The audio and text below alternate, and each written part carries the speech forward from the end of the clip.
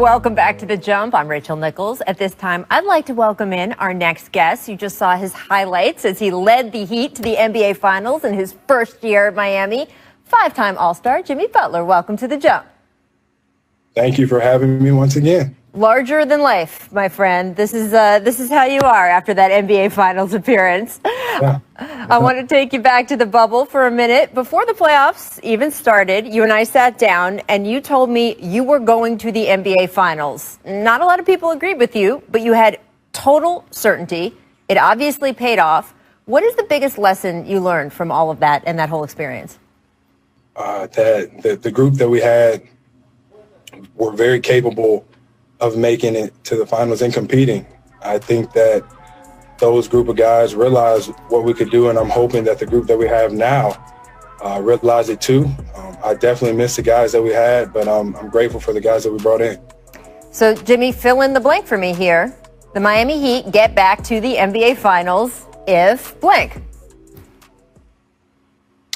If we do what we're supposed to do, play together, not listen to everybody on the outside, which I preach every single day. We're not worried about them. Let's lock in on us and play our best version of basketball that we can. We'll get back there, and we know what to do. How do you notice the confidence you have in these guys spreading to them so that they believe the way you believe? I just got to tell them every day, show them that I'm so appreciative of them, the work that they put in. I have all the confidence in the world in these guys. I do. I'm going to continue to give it to them. Confidence is what those guys need, and that's what I'm here for. And then I'll just, get in where I fit in. Well, you're backing it up. That image of you slumped over the stanchion in the NBA Finals, just giving every ounce of yourself. There's not much time for you and the Heat to recover from those moments from that Finals. Training camp's already underway. Your first regular season game is in less than 2 weeks. How do you feel about the short turnaround time and how it's going to affect you guys? I think everybody's going to be a little bit tired.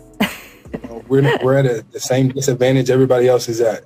And like I always say, nobody cares. Nobody's picking us anyway. So tired or not tired, we still got a job to do. We still got to go out there and prove that we can compete with the best of them. We'll be okay. Have you noticed that no one's picking you? Has that caught your attention, Jimmy Butler? I don't have to look at any media outlet to know that.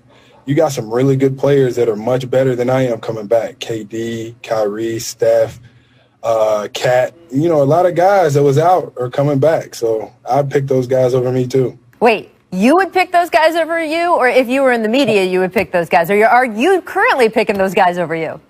Those guys over me. Yes, I would.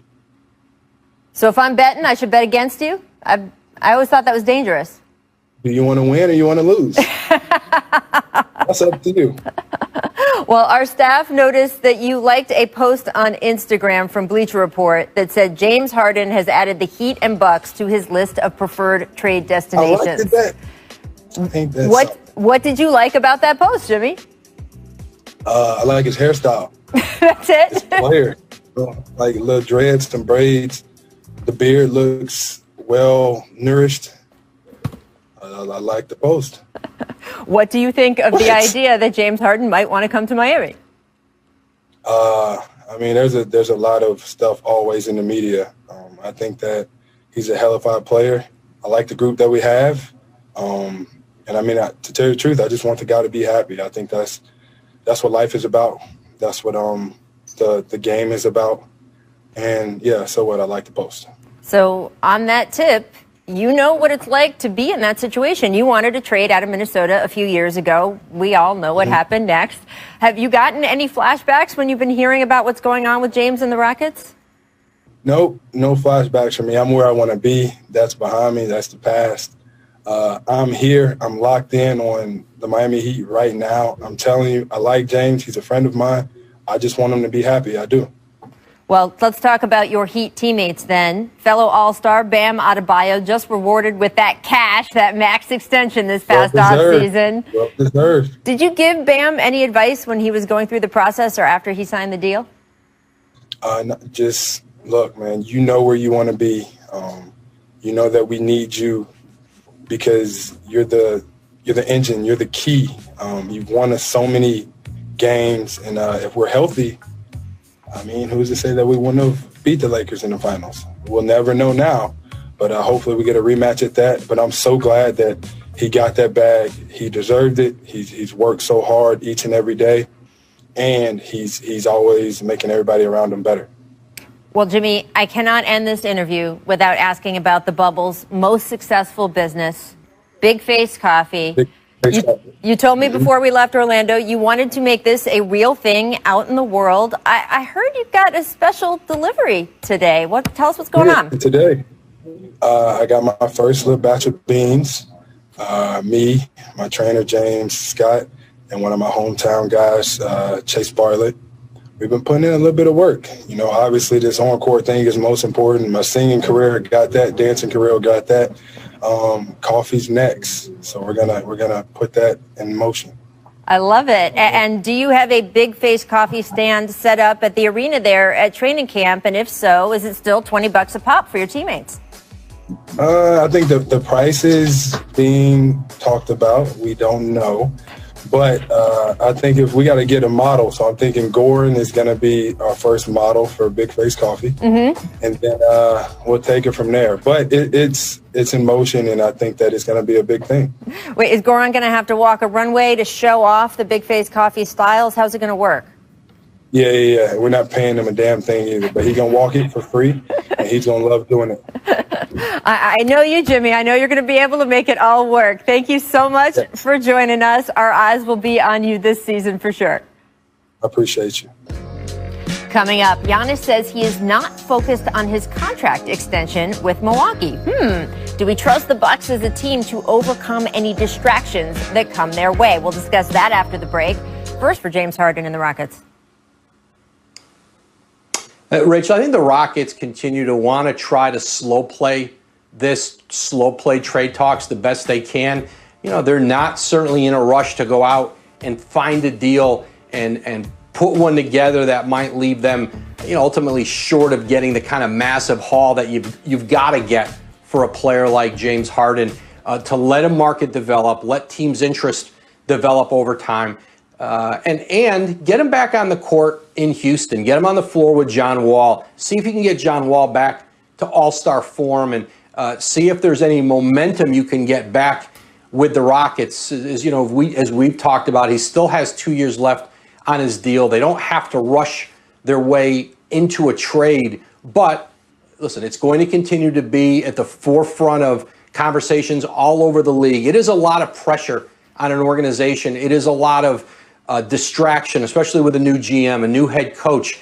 This thing doesn't go away. You get asked about it every day. That tension is there every day. It's not easy to move forward like this for an organization, but if they're gonna slow play it, if they're gonna figure out how to get the best possible deal, it's something that the Rockets are gonna have to learn to live with. So fascinating to watch that develop. All right, the very Natalie dressed Adrian Wojnarowski, thank you so much for joining us, Woj. We will see you soon. Thanks, Rach.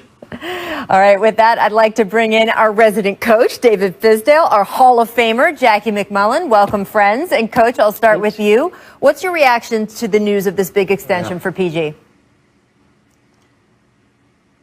I'm going to call him for a loan. That's a great deal for him. I'm really happy for him. You know, nothing better for a guy in his hometown to get a big contract and for a team to show how much they really want to. Obviously, I thought the Clippers should and had to do this because they gave up a lot, right? Gilchrist Alexander is one of the best young players in the league. Gallinari, a ton of picks. And so this has to work out. And I think they're showing how invested they are by taking this step forward. And look, let's not get it wrong. Paul George is a baller. He's a two-way player.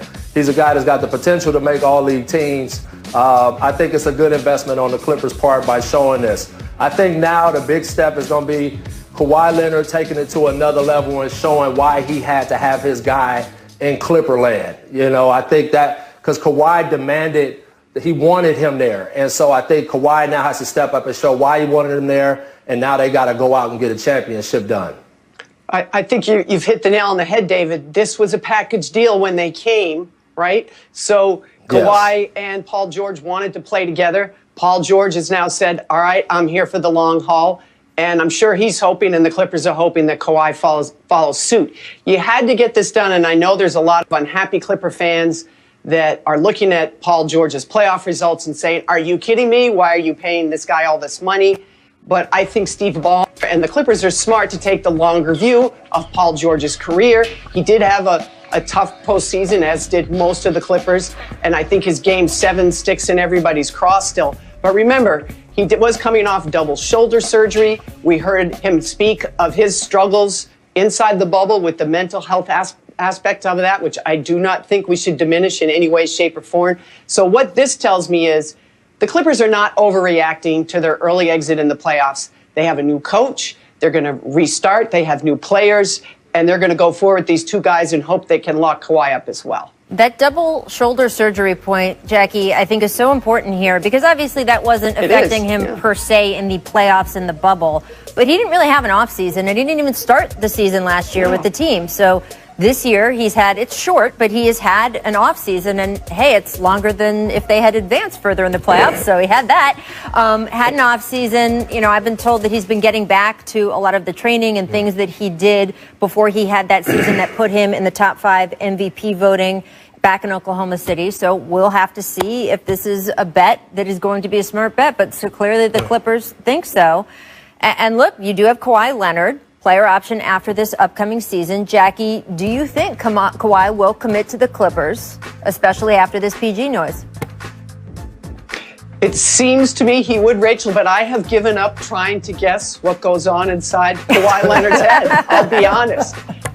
And I do think we should point one other thing out for the cynics that I heard from shortly after this news broke, and that is Paul George asked to be traded out of the Pacers, asked to be traded from OKC. So he has locked up and says he wants to, remain there for the remainder of his career. But in his past 2 places, he has requested a trade.